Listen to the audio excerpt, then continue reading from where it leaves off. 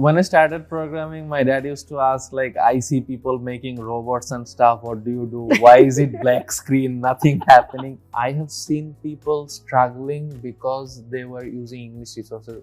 Let's say someone said, okay, this book is very good to learn C. But that guy still doesn't know the language basics, right? So I learned programming in Bengali for like a lot of things, even data structure basics, right? So it helped me because we prefer learning in our mother tongues.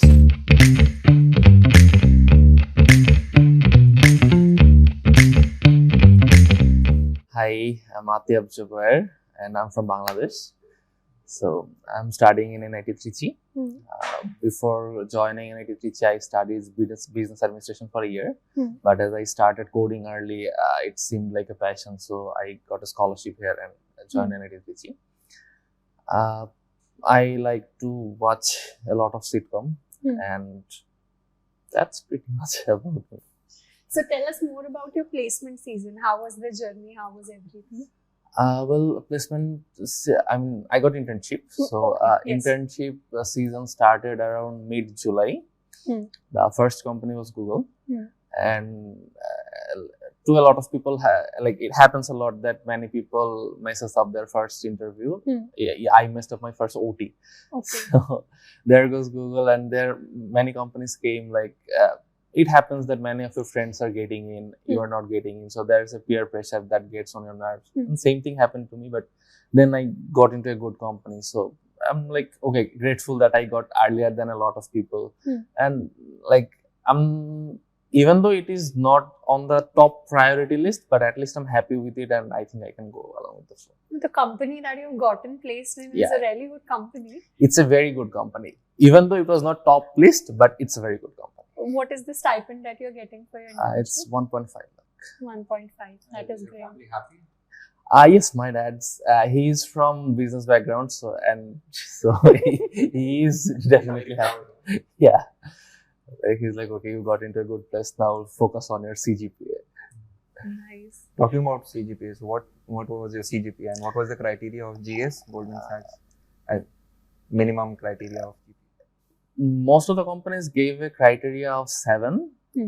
If I'm not wrong, it depends from college to college. In our cases, actually, the greater average was 7, so that's why. Some very few role, for example, Microsoft's SWE was 7, but TPM and PM was 8. So, 2-3 companies only had 8 cutoff, mostly 7. And mine is a bit above 7, so I got saved. A lot of students ask, what is the importance of projects in your resume? Well, because of started programming early, I had chance to explore a lot of things, not under pressure, just for fun. So that helped me put things into shortlist. Put things into resume. And I have seen people who are very good. Who are very good at data structure, algorithm, logical reasoning. But just because they started late, they didn't have that much project. So they got cut off from the initial shortlisting. The process, I won't say that much fair, but so at least 2-3 projects if you have, even if you see some tutorials, make it on your own. Because if it's something unique, the companies will give much value. But at least if you have something that you know what's happening there, it's actually helpful, better than nothing. So students should have at least 2 to 3 projects in your resume. Yeah, that will help a lot. Yes, nice. What technologies did you make your projects in? I had one in PHP coding, LAMP stack, PHP coordinator, MySQL, like that. And there was this one I made with Svelte and TypeScript. And I did a virtual internship with Samsung. So, and there I did my project in Python, deep learning stuff. Nice. So tell us more about your placement preparation journey. What all did you prepare? What all did they ask in the interviews? How many rounds? For all the interviews or just one? Yeah, whatever you remember. So what happens, the preparation in my college, the internship preparation starts around from the beginning of the second year. Whatever seniors they are like keep poking you, prepare good, but not a lot of people pay attention because it's still 1 year. Yes. So most of the people starts preparing from the summer vacation, because after Summer vacation after their second year. after the second year. So that 3 months, even I won't say I prepared very frequently before the summer because of the academic pressure and everything. The COVID cut a lot of months, so we didn't get much vacation. So during the summer, what I did is, there are DSA sheets like that. We have like one sheet which was curated by our seniors, whatever questions they faced. So that was very helpful in the sense that we have those lead code 75 and sheets like that.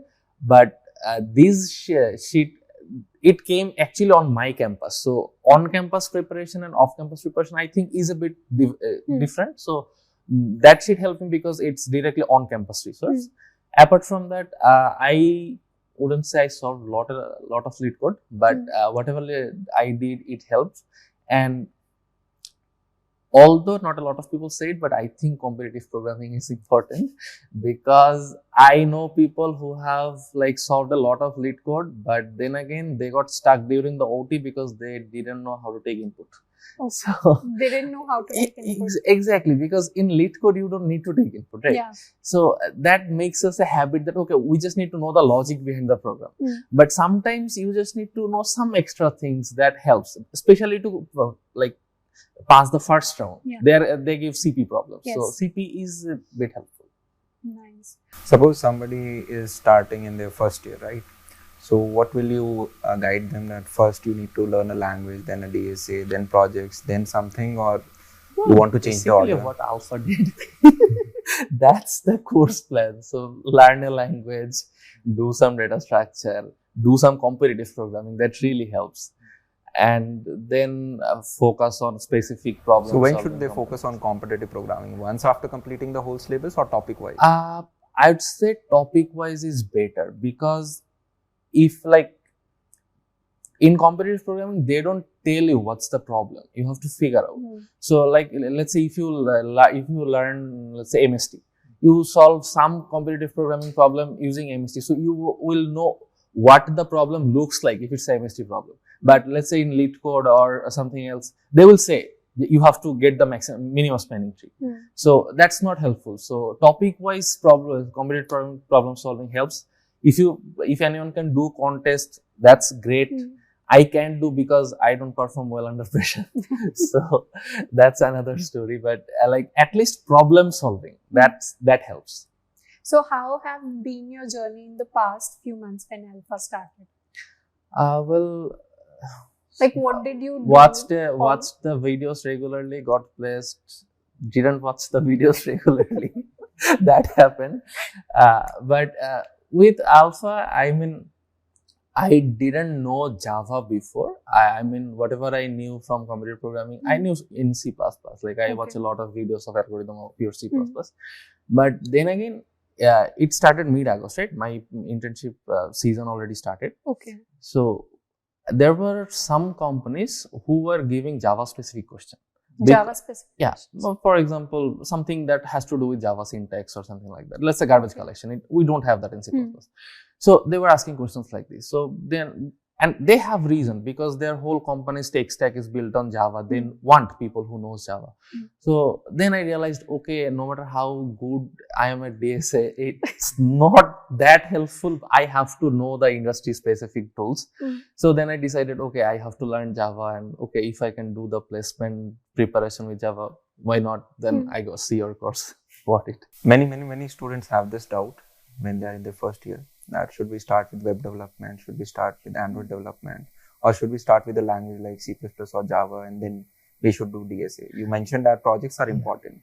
But suppose there are many kind of students. Some of them might be in the first year. Some of them might be in the third year and they are right now applying for companies.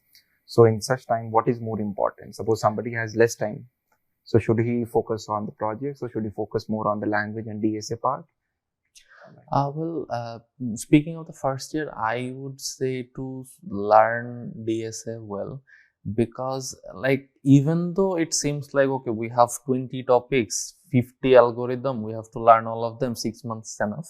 But like after 10 or 12, we just forgot the previous one. So it's a continuous process. So if it's better if someone starts at the first year, learn less, but keeps repeating, and then do side projects. Like just like don't surf through the topics. I mean, surf through, explore what's your interest. If you're interested in web, do some web.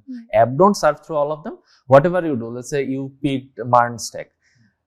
Just stick to it, do some complicated things. Just don't stay with the to-do list app or something like that. Just something complicated, something fun. I mean, I can say like the project I had in Svelte and TypeScript, it's like, ICPC. So the most interesting thing about ICPC to me is that the last resolver, they have frozen all the submissions of the last hour. They run one by one and the rank goes up and down. So this thing always fascinated me, like those animation. And I used Svelte for the animation. I made some, got the submission data. So this was fun. This had no real implication. They are not using my tool or anything. But I did it for the fun. So if anyone does project for the fun, that's fine, because either way you are learning something. So that's okay.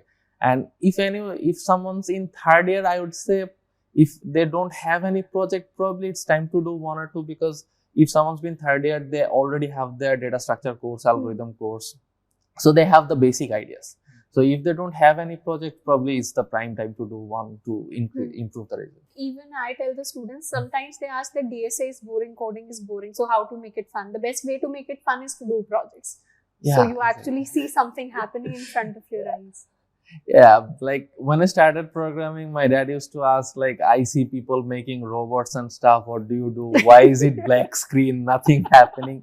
I understand that black screen coding is boring. So, but end of the day, that's gonna help. Even if like you make a website, it became popular, then it will be down. You have to know exactly how to optimize it, and that's where DSA comes in. So do it for the fun. You will learn along the way.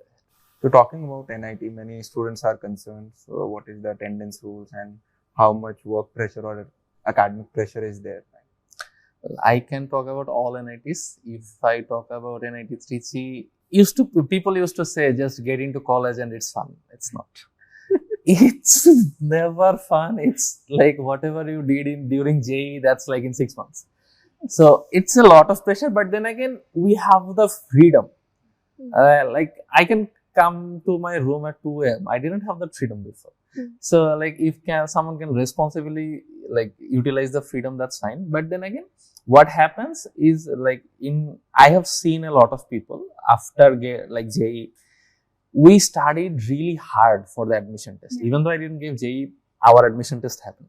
So after we got into, we just kind of like leave everything. We don't like studying. So happens is we lose the habit of studying, and especially COVID happened in my session, so we lost it more. So it was really hard to get back on track. So if anyone wants suggestion, I just say just don't lose the habit. You studied 8 hours a day before, study 2 hours, but don't lose the habit, because end of the day, I mean, university is a lot of pressure. You have to study a lot of things. So without that habit, it's hard to survive. So consistency matters in everything. So how did you get to know about us? Searched how to do the extra in C++, not his video. Then I'm like, okay, they teach well, let's see someone else. That's how I got to know about Apna College. And I remember like Microsoft asked a lot of binary tree questions. So, in fact, I had binary tree question in my interview. Exactly. My first round of Microsoft binary tree. So someone I asked a senior before Microsoft interview, I got shortlisted. So what should I do? They're like, do binary tree. So I'm like, okay, search Apna College, got your whole 2 or 3 hour that one video, did that. Okay, first round covered. And then, you just miss 1 or 2 topics from the book thinking it won't appear in the exam. That happened in Microsoft. I was a bit weak in backtracking. Okay. It's not like it's too much complicated, but the coding seems a bit weird because you have to go back and forth. So I always skip, like, who will ask backtracking question anyway? But apparently Microsoft did, and that wound is still alive. Nice. So, like, did Alpha help you in learning backtracking, or you haven't? No, I actually learned backtracking after that, and then I saw the Alpha backtracking videos. It was good. Like, you even had backtracking video way before Alpha happened, right? But what happened in my case is I thought it's not important, but apparently leave no stones unturned, learn everything. That's the only way. Yeah. Yeah. So, how many interview rounds did you have? In my company, I had 3. Okay. And all of them were technical. Okay. Technical and First one was coding round, then you had normal interviews, or 3 interviews No. with a round? First one was online test. Okay. CP problems, aptitude test, stuff like that. And then 3 interviews. Then 3 interviews. Was there an HR interview? No, there was no specific HR, but like in all the rounds, except the last one, he wanted to grill me. But in the first 2, they asked about my project, what do I want to do. And then, okay, let's move into some coding problems. Then they gave me the technical questions. Okay. How important do you think are communication skills for candidates in interviews? A lot. Because in the first, let's say someone is good at competitive programming and data structure, he will easily cover the OT. Let's come to the first interview round. And say, okay, why don't you start by introducing yourself? And we have a lot of power to manipulate what that person is going to ask next by including stuff in our introduce yourself thing. So if you can like convince someone to like, you did this in introduce yourself, they are going to ask questions from your comfort zone. So having a better communication skill is helpful. So is communication in interviews about good English, or is it something else? That is a question that a lot of students ask. Well, it actually depends upon company policy, because if the company is something that, okay, you can't run there without English. No, basic English, like everybody needs to know because it's coding. So all of the resources are in English, the documentation and everything. But like, do you need really good English speaking skills, or is it just that you... No, not really. Like, I won't say my English speaking is really good, but still I managed to pass through all of them. So you just have to know, like, answer questions. That's it. Convey yourself to the... Whatever you have in mind, just speak. How many companies did you exactly apply to? Like, basic idea. Before your final internship offer? At least 20. At least 20. And in what time span? 1 month. 1 month. Within 1 month, 20 companies. Like what happens during internship season is, at least in NIT Trichy, they will come like bees in the first month. Because many companies like think this way, that if we go earlier, we will get the best talents. Yeah.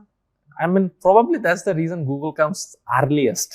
They get the best of the best or something like that. So in the first month, it happened like I had an OT in the morning, gave interview in the day, gave another OT in the night. Things like this happened. And it gets really hard when the academic session starts. During summer vacation, you can spend your whole day, whatever you need. And now, let's say, some of my friends are still giving interviews, they have to miss classes. And if the connection between your placement department and academic dean or department is well, you may get attendance for your interviews. If it's not, you are not getting it. So you have to maintain the attendance and interviews. That's a tough pressure. Aptitude test is something which might be new for many of the students. So out of all the companies you applied for, how many companies had this aptitude test? 3 or 4. Out of 23 to 4 companies. Most companies, they only ask for DSA. Mostly, for example, financial companies give a preference over aptitude because they have words like that. And some companies just give it to make the test hard. Okay. Because usually students don't do aptitude. Yeah, exactly. I mean, there should be a criteria to cut people off. So they just give it for that. But mostly financial companies prefer aptitude test. financial companies? Like, can you tell 3-4 companies? Yeah, for example, D. Shokimar, Goldman Sachs, then JP Morgan, Morgan Stanley. Okay. There was AQR Capital, stuff like that. I remember that Three Idiots dialogue, which was कि I don't remember it exactly. दोस्ती लग जाती है तो और ज़्यादा बुरा लगता है. There is something like if that. If your friend fails, you feel bad, but if your friend comes first, that feels worse. Yeah, that actually happens. I don't want to be a bad feel like friend. the pressure, peer pressure in on-campus internships placements is more as compared to off-campus, because there you don't see people constantly getting selected, and on-campus you see them constantly getting selected. We have right now thousands of students who are watching us right now, right? So do you have any message for them? Yeah, One message that you want to peer share. don't get like too much pressurized by peer pressures. If your peers get into good places, that means they will vouch for you in the future. So that's a good thing, not a bad thing. And just be consistent. Yeah, because if your friend gets in, he'll give you a referral Exactly. in the future. So if your friends get into good places, that's a good thing, not a bad thing. He started coding very early, right? There might be many students who wants to start coding in 6th class, 7th class, right? Okay. You started at your time in 8th, right? There might be many students who want to start coding in 3rd, 4th, 5th class, right? So what message do you have for the students? Well, if someone wants to start early, the best advice for them is to like learn in the language that they are comfortable in. No, like there is a 6th class, 7th class student who doesn't know about languages. They don't. No, not that language. Let's say someone from Tamil Nadu, they should learn programming in Tamil using Tamil resources, not English, because I have seen people struggling because they were using English resources. Let's say someone said, okay, this book is very good to learn C. But that guy still doesn't know the language basics, right? So I learned programming in Bengali for like a lot of things, even data structure basics, right? So it helped me because we prefer learning in our mother tongue. So in earlier ages, it's better to learn. If English is your primary language, learn English, very good. But if it's not, try resources of your own language, the language you're comfortable in. You will learn much better than the people who only prefer English.